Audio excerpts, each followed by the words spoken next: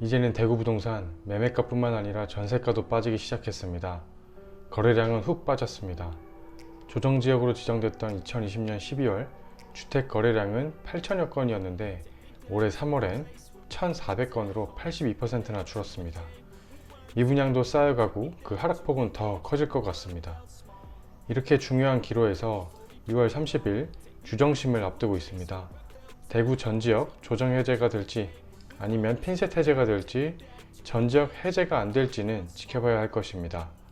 여러분은 조정 지역 해제로 가격이 반등할 것이다 라고 생각하시나요? 공급 물량 폭탄, 물가 상승, 금리 인상 등 이것 또한 지나가리라 되새겨보고 지나보면 별거 아니겠지만 지금 당장엔 대혼돈의 시대를 맞이한 것은 틀림이 없습니다. 오늘은 대구 부동산 조정지역 해제되면 집을 사야 할지 말아야 할지 제 생각 공유해 보겠습니다.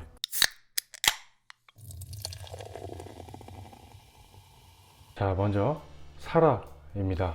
집을 사야 된다는 건데 조정 해제 이후에 사야 되는 사람도 분명히 있습니다. 과연 그런 입장은 어떤 입장일까요? 네, 맞습니다. 실거주 하실 분들입니다. 실거주 하실 분들은 언제든 사는 게 맞다고 생각합니다만 6월 30일 예정된 주정심에서 조정 해제가 된다면 사야 되는 이유는 현재 대구에 급매물이 있기 때문입니다. 예로 두 개 단지 가격 그래프 가져와 봤습니다. 범어 3동 단지들인데 단지 찍는 거 아니고 샘플이니까 알아서 기준에 맞게 필터해서 들으시면 됩니다. 왼쪽 범어 센트럴 프루지오고요. 달구벌대로 지나다 보면 정말 멋있는 단지죠. 최고가 13.6억 원에 찍힌 이후에 최근 4월에 10.5억까지 실거래가가 다운됐습니다. 자, 그리고 오른쪽 참 수동구다 뭐다 이래저래 인기 단지입니다.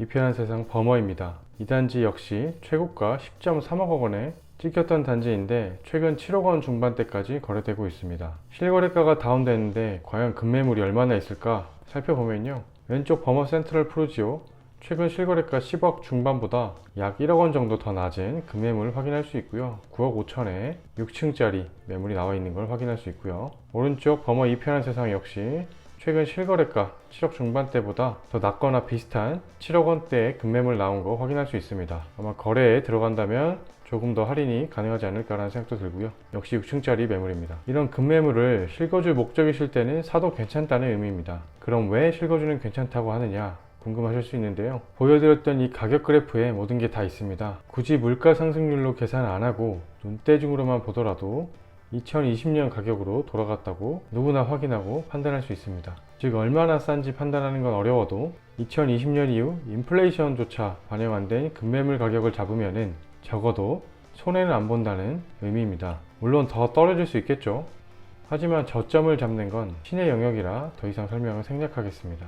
그리고 왜 조정 해제 이후에 사면 더 나을지, 뭐가 달라지는지 말씀드립니다. 일단 LTV가 풀려서 대출받기 용이해지고요. 현재 1주택, 다주택인 분들 세금 중과가 없거나 덜어져서 훨씬 더 취득하시기에 나으실 겁니다. 주택 취득 시 자금조달계획서 신고 의무가 없어지는 등 이래저래 집 사기에는 훨씬 더 나은 게 사실입니다. 하지만 집주인도 바보가 아니죠.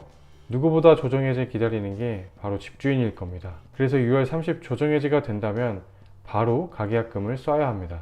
집주인도 바보가 아닌 이상 조정해제 되면 거래가 조금은 활성화될 걸 알고 있는데 호가 올리거나 매물을 내려버릴 수도 있습니다.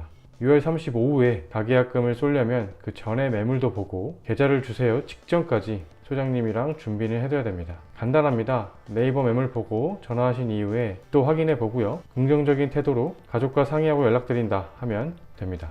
물론 싸다고 막 사면 안 되고 실거주니까 출퇴근 시간, 가족 동선 등 확인하고 이왕이면 좋은 걸 사시길 바랍니다. 이해하기 쉽게 좋은 거는 비싼 겁니다. 자, 다음으로 두 번째 말하라입니다. 조정 해제 이후에 이런 입장인 분은 제 판단에 말하라가 더 낫다는 겁니다. 참고하시길 바랍니다. 바로 갭 투자 하지 말아라. 자, 이런 뜻입니다.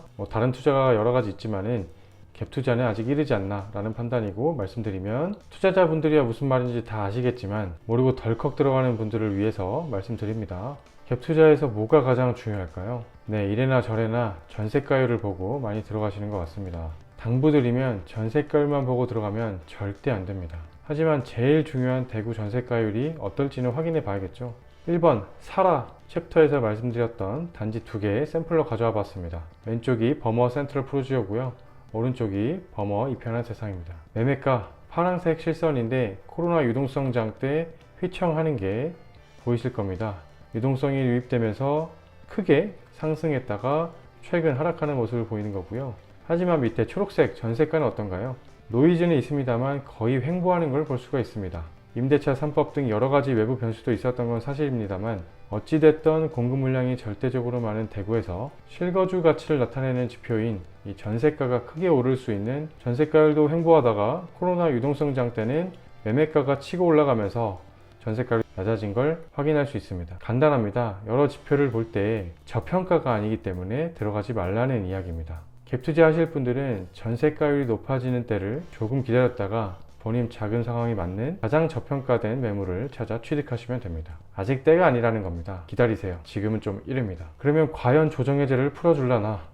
이건 결과 나오기 전까진 아무도 모르겠죠. 하지만 이건 조정해제가 아니더라도 아셔야 할 필요가 있어서 정리해봤습니다. 정부의 목표는 언제나 시장 안정이라는 겁니다.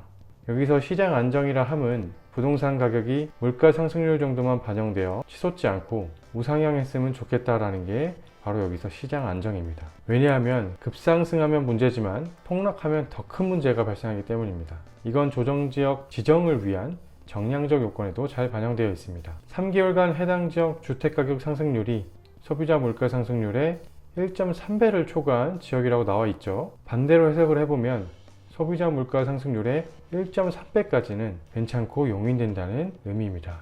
정부에서 발표하는 요건이고요. 이 관점에서 바라본다면 정부의 정책이 앞으로 조금 더 이해가 잘 되실 걸로 생각됩니다. 언제나 덧제나 중요한 건 관심입니다. 말로만 부동산 투자한다고 기웃기웃거리고 남들 이야기 들을 때마다 휘청휘청하고 남들 이야기 별거 아닌 것 같아 보이시죠? 그리고 또 부동산 폭등한다고 기사 뜨면 고점 잡으실 거죠?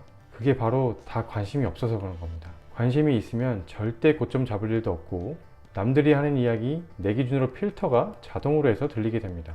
휘청휘청 안 한다는 이야기죠. 일전에도 말씀드렸지만 대구 부동산 시장이 안 좋을 때 더 관심을 갖고 시장을 지켜봐야 합니다. 제가 안타까운 건 지금 대구 부동산이 떨어진다고 하니까 대구 실수요자분들보다 타지 투자자가 관심이 더 많아 보인다는 게 정말 참 안타깝습니다. 절대 관심을 놓지 마세요. 그러면 성투할 수 있습니다. 돈 벌 수 있습니다. 오늘은 이만 마치겠습니다. 감사합니다.